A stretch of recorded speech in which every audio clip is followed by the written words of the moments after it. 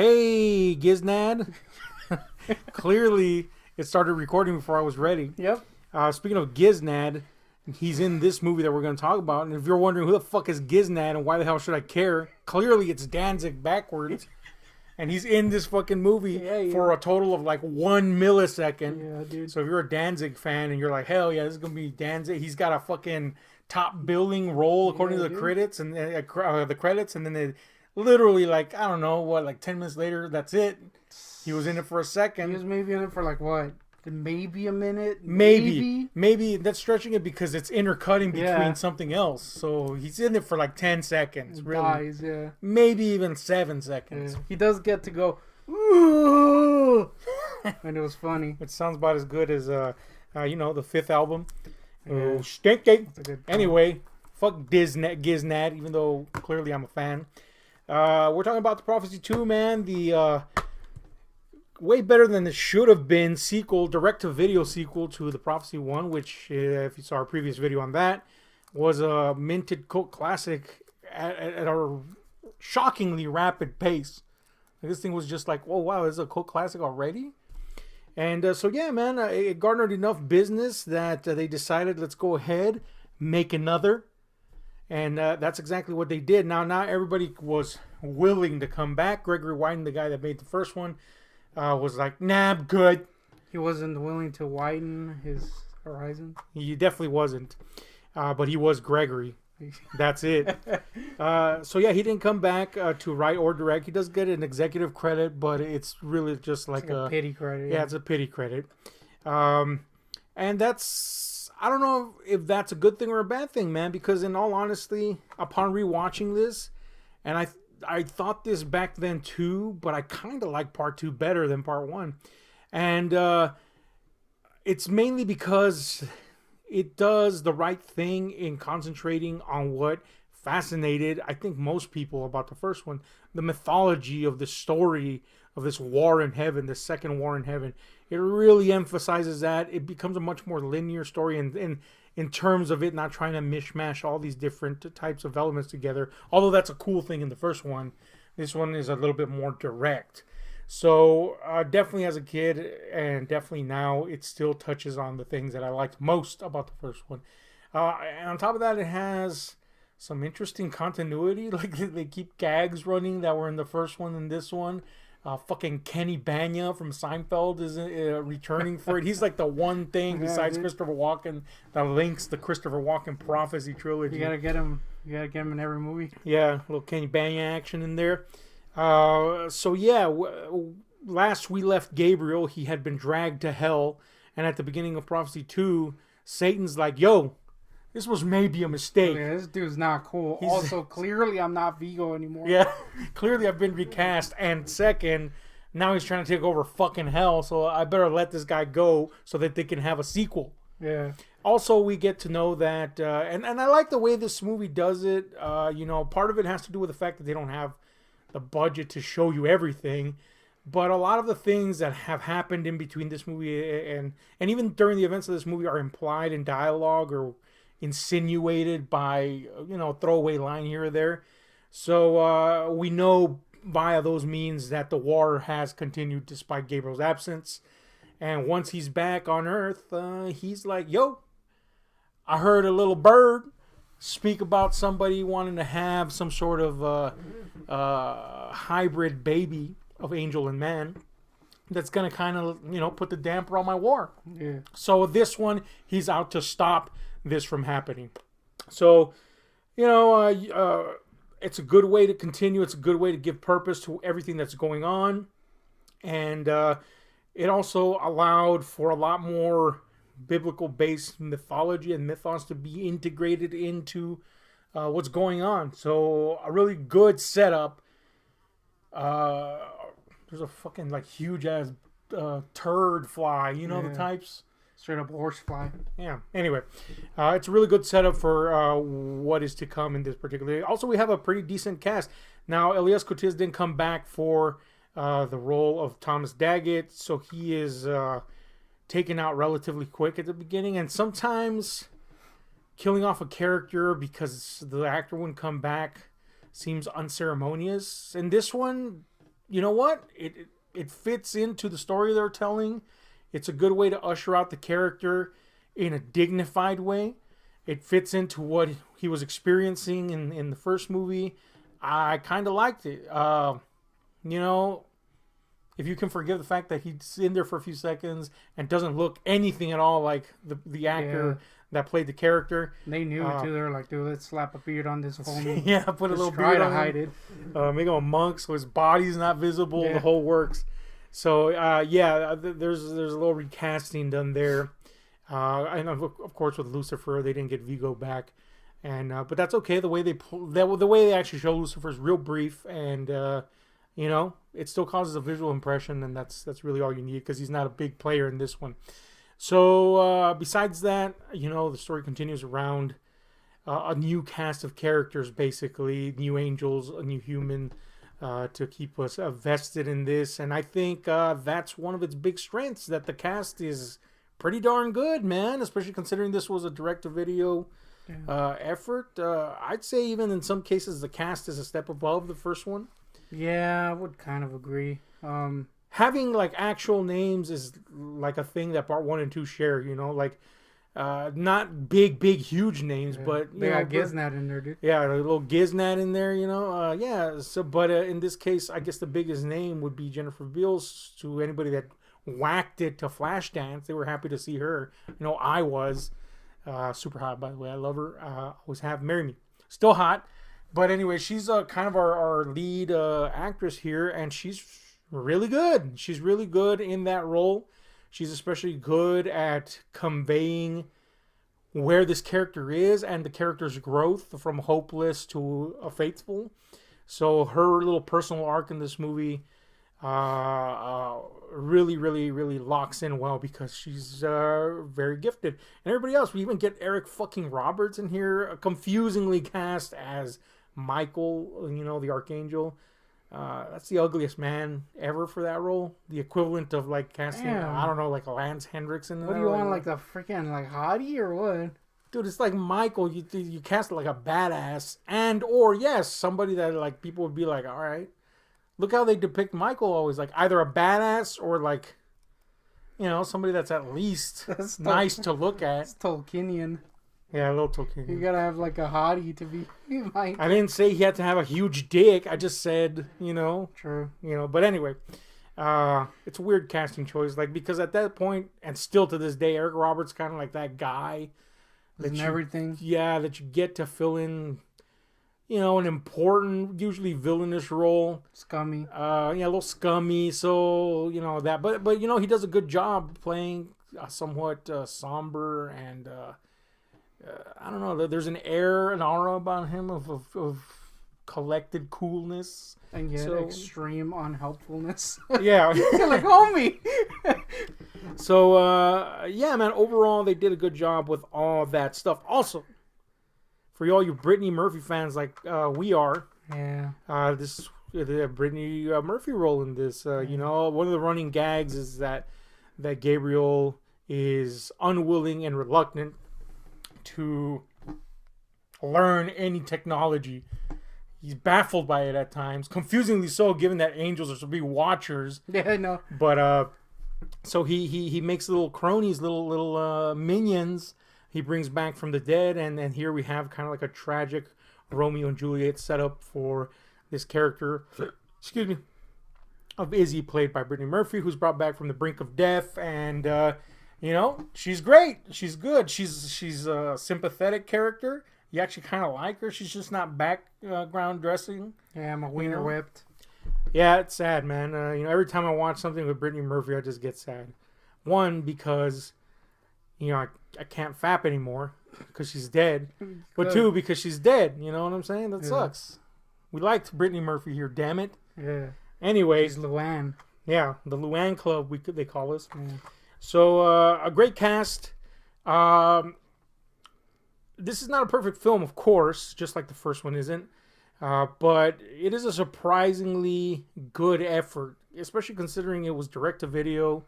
You could tell a lot of thought was put into continuing the story in a way that was respectful to the first one. And in a lot of ways, this one achieves a lot more scope despite being, again, a small budgeted production. Yeah, I think if anything, it puts a little more effort into being a little more exciting. Mm-hmm. The first one's kind of a slow movie that is kind of strange in its pacing, whereas this one's a little more straightforward, I would say. Yeah. But it puts more exciting stuff, if you want to say that, or amusing things here and there. Like there's this constant running gag with freaking Christopher Walken, this like weird bird, what's it, fish out of water thing. Mm-hmm. It's like, what is this? But it's kind of cool. So yeah, like it puts they put more of an effort to keep you interested throughout, I think. Not to say that that's a thing against that the movie had like a bad thing. We praise its weird setup. Usually, it's a good thing to go against, shall we say, a typical or mainstream setup. But to have done that past the first one would have possibly been a mistake, because it's very of that particular movie, just like Highlander 1, is very much of that particular movie, going back to the fact that Gregory Winding was involved in both of them. And to try to push beyond that with that exact style doesn't work. Yeah. So, yeah, it was a wise choice for once to go a little bit more mainstream with the approach to the story.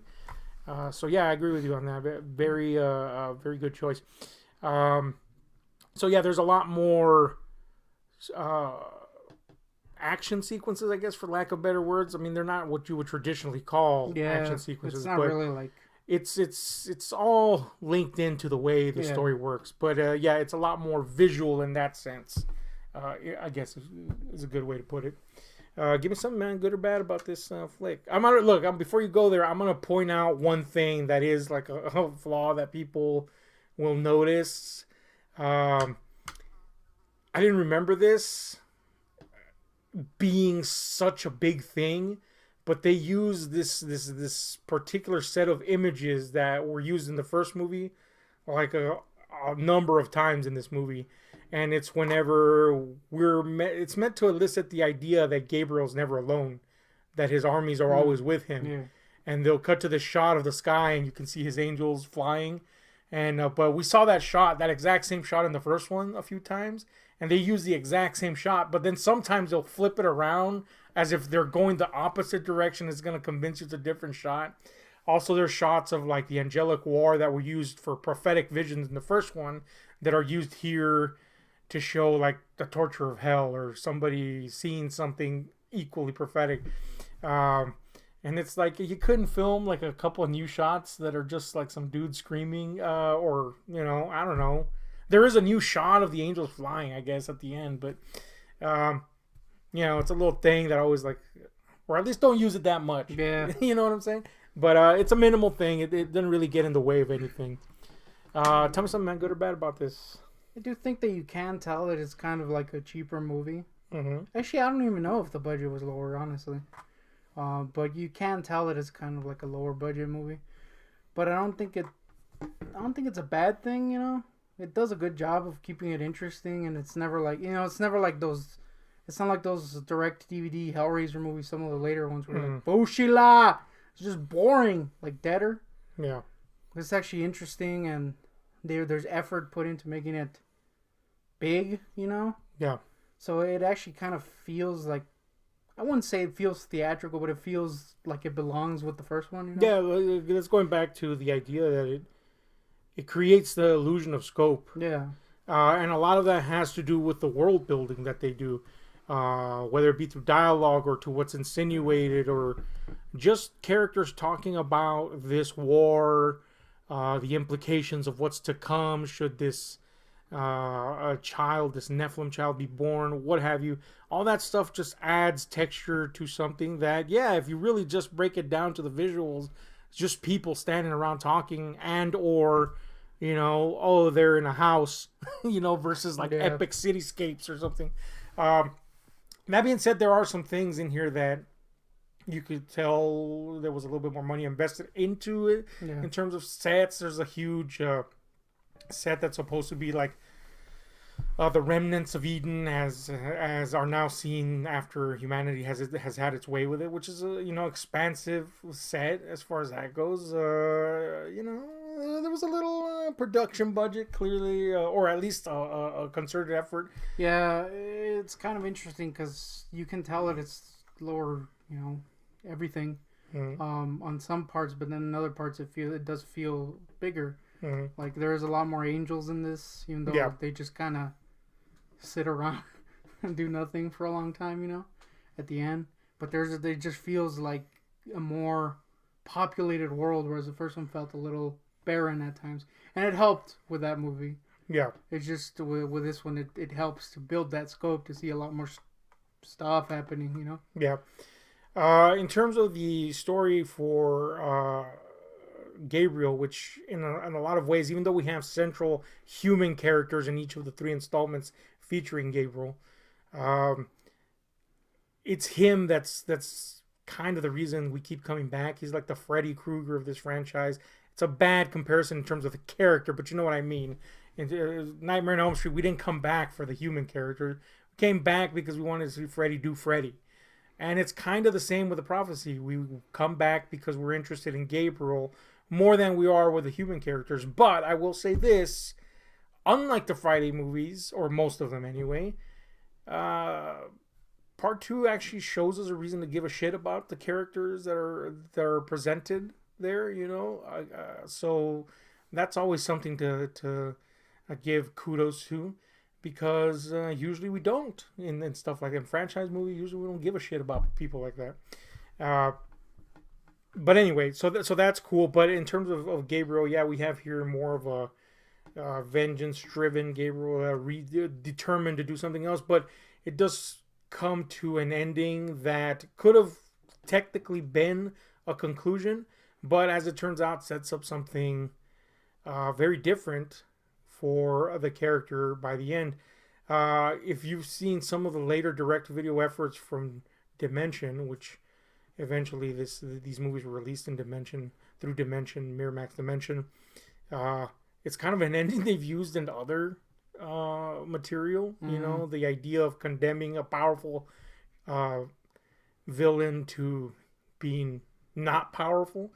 But I don't know if there was some instance before this, but I think this is one of the stronger ones, because it makes sense for this character, and especially the way the subsequent movie plays that off. It makes sense for the character, provides something different for the character. So that's pretty cool, man. A good character growth, a good character arc, I should say. Pretty neat. You got anything you hate in this flick? I don't think I hated anything. Do you? I don't know, man. I'm telling you, I was pleasantly surprised, man, at how much it still holds up pretty well. I was expecting. I hated the fact that Danzig was in for 3 milliseconds. Yeah, I could have used a little more Giznad. And yet, I was very relieved because of his acting. Damn, dude. His little scream at the end. So, yeah, man. A surprising little effort here. And it turned out to be very successful on the direct-to-video market. So, nary a couple of years later, we had a 3rd installment, which we will be talking about in its own video. Yeah, man, nothing new in terms of the score. It's pretty much bringing old themes back. But when that's not present, you don't get much of a score. It's more of a silent movie in that regard in terms of the score. But that's not necessarily a bad thing. There's kind of a feeling of... I don't think a soundtrack, or I'm sorry, a score would have done much to amplify anything. The fact that the settings are pretty mundane wouldn't lend to this hugely epic score. Yeah. So it doesn't hurt it, but of course it doesn't really add much either. But it's not something you overtly miss either. So that's a thing. It's music that plays. Yeah, basically. Yeah. But overall, despite some budgetary production shortcomings, this movie succeeds in conquering those and creating an interesting follow up that you know, surprisingly engaging. So there you go. Plus, you get a naked Jennifer Beal scene. So cool. Really, you just see the guy's butt. You see the fucking titties. You were looking at me when the titties came out. You were like, "Oh, dude, I want to lick his butt," and I was like, "Dude, this is clearly titties on screen." Dude, that dude's butt was on screen for like 5 years though. Yeah, there was a lot of butt. It's like, homie. Also, you get a stand-in Christopher Walken butt. So. Oh yeah, that was clearly not him, dude. Yeah, he doesn't got a big ass donk like that. Hey, imagine he does have that James Charles peach. Hashtag James Charles peach. Yeah. Oh man, gross peach. Peach is rotten. Anyway, color out of space peach. Let's we gave the first one 7 and 7.5, I think, if I remember correctly. Yeah, you gave it a 7.5, I gave it a 7. Where's this one stand, man? And any final thoughts you might have? I think it's a more interesting movie throughout. Well, I would say they're both equally interesting, but I think this one does a wise thing and not just emulating the first one. Right. It just does its own thing, which is cool, while still kind of using that lore and shit. So you know, it gives you the stuff you want, basically. Mm-hmm. It's kind of like if you like the first one, it's kind of like a crowd pleaser, I guess, kind of movie. It's more fun. Like I could see seeing this one more than the first one. It's just like, you know, if I want to have fun. I'll give it like a 7.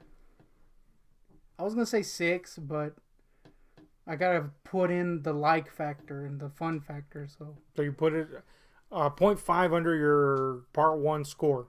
Yeah, because I think the first one is still more well put together as a movie. Okay. Just this one's, you know, fun. Now I'm going to go the opposite end of the spectrum. I'm going to actually give this 7.5, 0.5 over my part 1 score. Now, of course, this one can't exist without the first one. So there's always that default to a sequel.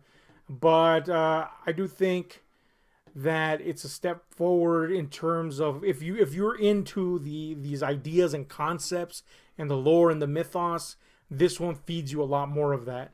And, you know, I'm all about that. You know, it's just one of my favorite topics, and there's not a lot of movies that tackle that shit. So getting more of that, it really is what kind of is making me. Plus, I think the some of the things like the running gags work a lot better here. We get a lot more Christopher Walken in this one than the first one in a lot of respects, which is cool. I think they did a really good job of continuing a lot of the ideas and concepts from the first one, and expanding upon them, or keeping them just as we want them. And so yeah, and I think the cast works well together better. So, but that's not to, of course, that's not to say that the first one is vastly inferior. It's just a 0.5 here. I think that Vigo is what. Yeah, a little Vigo would have been nice. Put it up in my book. So, anyway, give Prophecy 2 a shot. See what you think about it. And the next one in the series will be part 3. We will definitely be ignoring part 4 and 5, partially because I don't own them. Although at one point I did own part 4. Yep. And mainly because, you know, it's just a completely different set of movies. It's like whatever. And Christopher Walken's not even in them at that point. What if it's great though? It might be, but you know, that's my exact reaction. They're that much of a Chrisite. So there you go, man. Tell us what you think about this. Hit like, share, subscribe, and those notification buttons, because we're out.